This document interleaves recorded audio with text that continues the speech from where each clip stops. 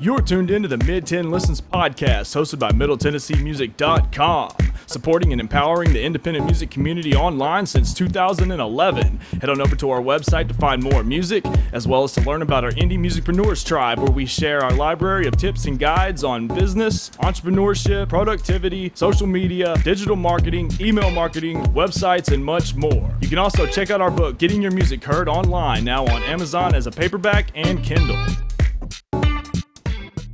Welcome to another episode of the Mid Tenn Listens podcast, and today we're going to be zooming over to an on-location video interview with MotherFunkShip, and I'm just going to sit back and chill for this one, guys. We got someone on location that's going to be asking the questions, and I'm just chilling. So what's up, MotherFunkShip? I want to thank you guys for your time. I want to thank you for the interviewee who's helping us with this interview. And, you know, technology's a lovely thing. So let's get on with it, guys. Rock on, rock on. I know. MotherFunkShip, what's up, fellas? We're loving the EP. So it took about 2 weeks to record, which you guys tracked yourselves. Being your first recording experience, what were the top 3 most important things you learned during that process? Miking drums is hard. Yeah, it took a lot of trial and error to get it right. Placement, so the sticks didn't get in the way. Finding the right assortment of like paneling to use in order to get the best isolation for each piece of the set. It was tricky, but I think it turned out really good. It required a lot of patience. Sometimes we'd forget to hit record. Yeah, that's the worst. Yeah, we sometimes forget to hit record, meaning one specific person. It's a lot of responsibility. Yeah, it was tedious. I think that going to the studio was a little. I felt like my attention was more focused going to the studio versus doing it myself. So it required a little more like dedication and like mood setting to get the effort in the right place. I think that solos are like really difficult to like, because I don't know, in a solo you don't want to like chop it up or like do retakes. You just got to do the whole thing all the way through, and that's like the hardest thing in my opinion. To listen to your own track to relearn your solo. Yeah. Oh, I really like this part, but I forgot what it was. You guys met at the University of Central Arkansas in jazz band. Were you all in the jazz band at the same time or different years? Also, how long did it take to get all 4 of you guys in the same space where the magic started to happen? Well, me and Derek met in the fall of 2014. We were in jazz band together, and then the next semester, Brandon had switched to music major, so he was in jazz band, and that's when we all 3 kind of started hanging out. Yeah, so we were all in jazz together for a couple of years. Well, I guess you were in the other jazz band, but Yeah. Derek and I were in it for at least 2 years together. I came later. Yeah. I knew Derek just from being around school, and one time he invited me over. Must have been about 2 years ago. I'd say like September, October of 2015. Yeah, I was living at old Brandon's place. Yeah, and they invited me to jam, and so we ended up playing Legend of Zelda songs. Yeah, which and was cool. at this time I was playing drum set, like. Right. And then y'all formed MotherFunkShip, and I came and joined the following. Yeah. June. Brandon, since we played jazz together and we like hung out like almost every day during that period, because we had a lot of classes together and shit. We ended up moving in with each other, and we would jam on occasion. You know, I'd be on keys, he'd be on drum set or whatever. And then I was like, this feels really good. And I was thinking, we got Dakota, we can just restart at MotherFunkShip. You know, we had friends that played brass and bass and stuff, so put that together. That was fun for a little bit. Yeah, we had that group. It was a 6-piece for like 5 or 6 months, and then the more players decided they wanted to do something else, so they left, and changed out bases Yeah, before. we changed out bases before that. I heard this. They had a spot open, and I jumped, man. I jumped on it. I was like, "Hey, me, you want me? I want to be your bassist. What do I need to do? How? Get me in the audition. Let's go. Seriously." Unfortunately, he was our only option. So. No, Dakota mentioned. Oh yeah, there's this Blake guy. Says he knows you, wants to play in our band. I was like, cool. And then he shows up, and I'm like, Blake. Hey! Best decision I made, probably ever. It was auditioning for MotherFunkShip. I'm also happy with that decision. Current lineup has been about a year. Plus, And I think we're better than when we started. I mean, obviously after playing 2 years together, almost 2 years together. It really allowed us to change direction a little bit, to refocus to a sound that we really ultimately wanted to be more geared towards. So it's been a lot. It's great because we're getting honed in on that. That's a good segue into my next question. How would you guys describe the songwriting process for MotherFunkShip? We all bring our own stuff to the table sometimes, and then other times we just jam on a chord progression, and then all right, where do we want to go next? And then just kind of just one by one put in something, and then we decide a length. And sometimes we'll have them fully done, or at least all the parts that we want done, and then either I'll come to the band and be like, hey, here's this, and then we kind of work on it and tweak it and get it in an order that sounds right to us.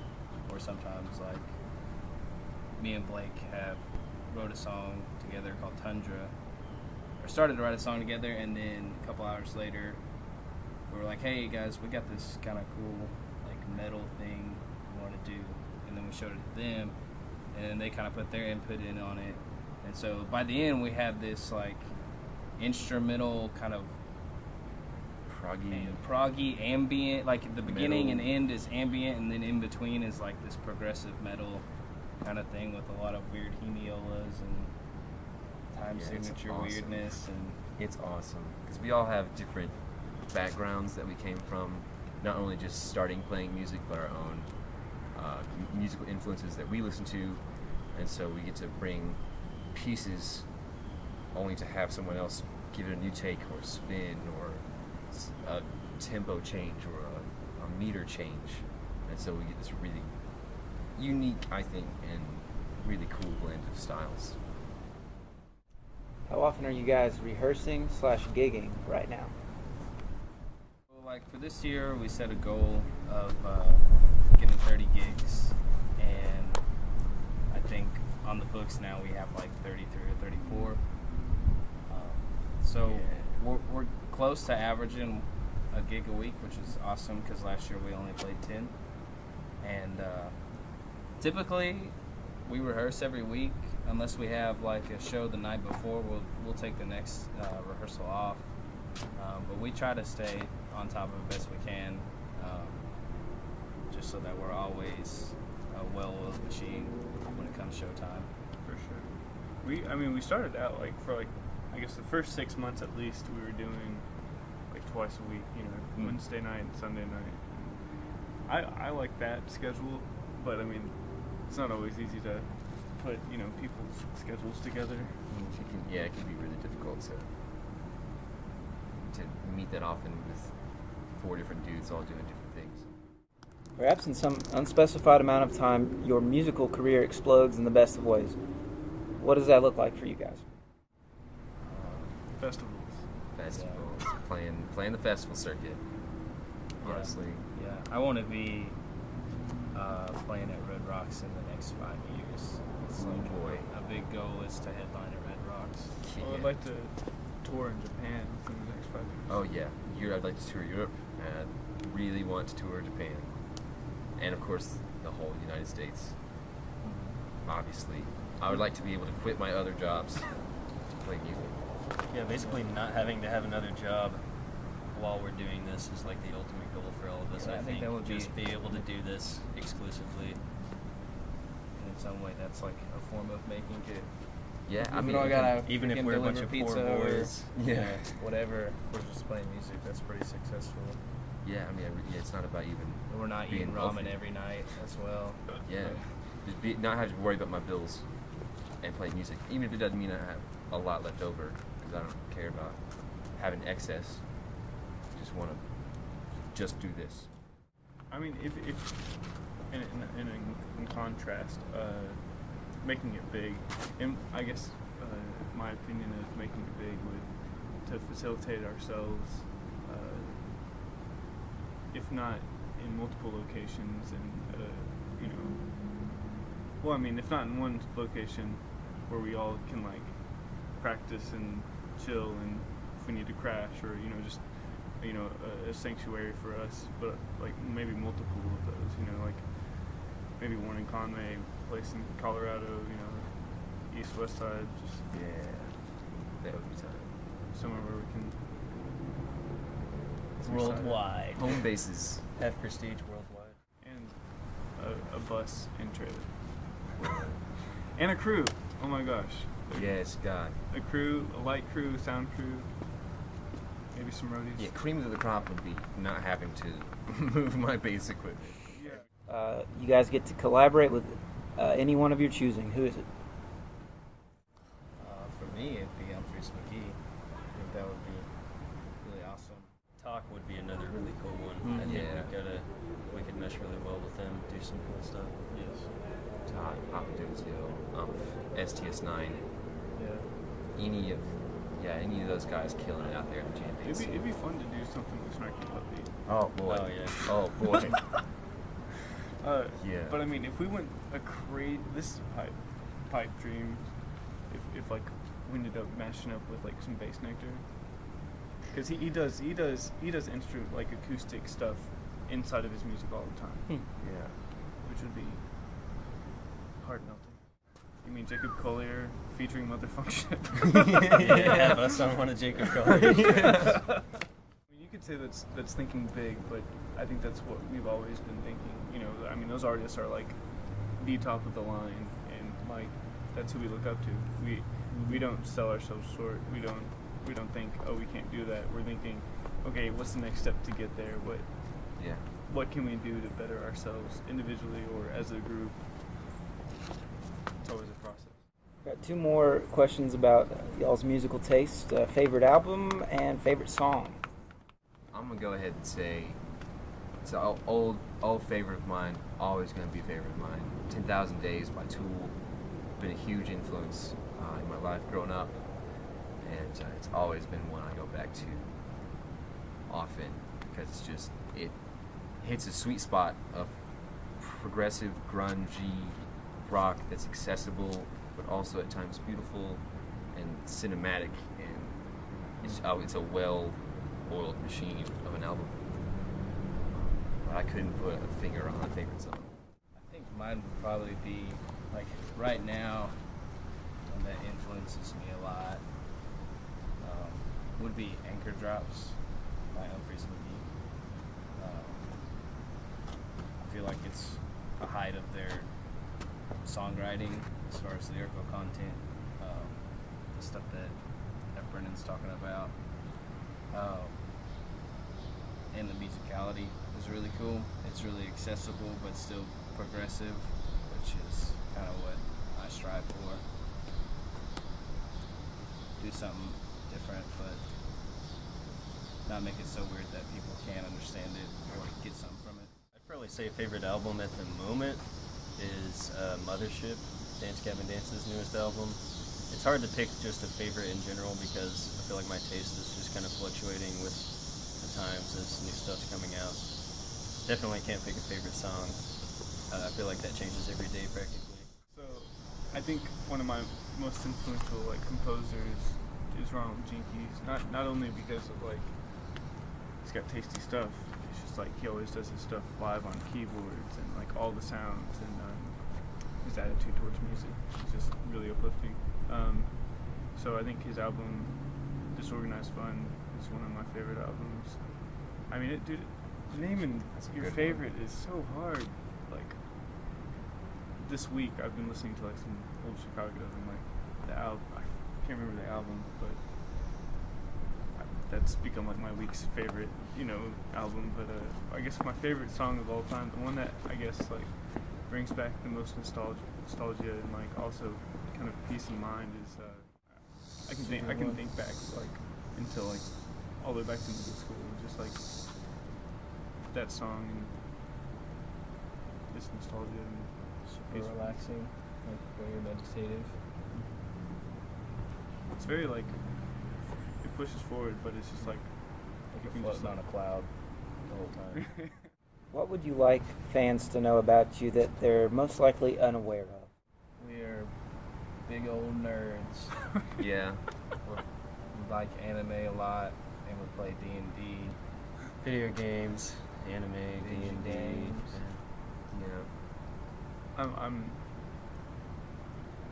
not like in shape now, but Back in his day.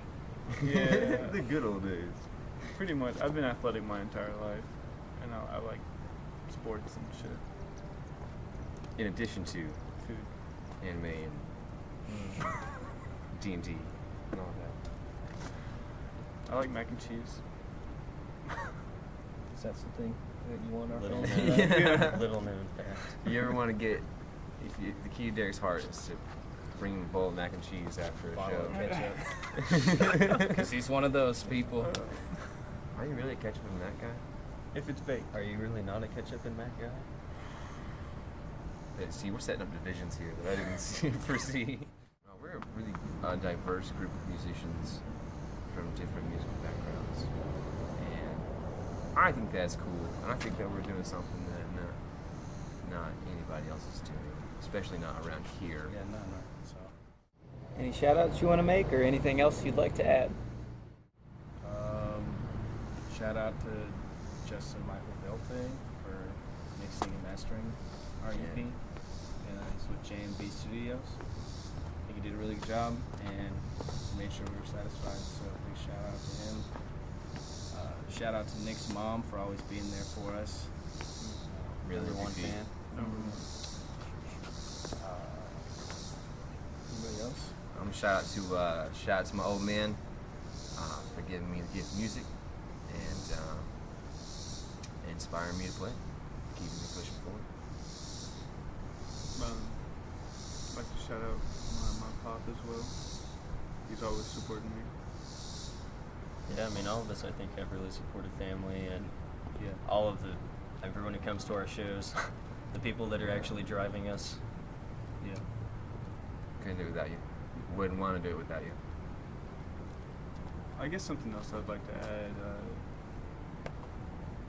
I kind of feel like with all of our friends and fans, we are really close to them, and it's like anytime we like make a new anytime we like go to a new place and there's new people, we always make close connections with them, and we always find mutual respect for each other. It's not like hey, we're a great talent, we're coming in, respect us for our talent. No, it's like we're always one-on-one with anybody, and it's not, we never like want to treat anyone disrespectfully.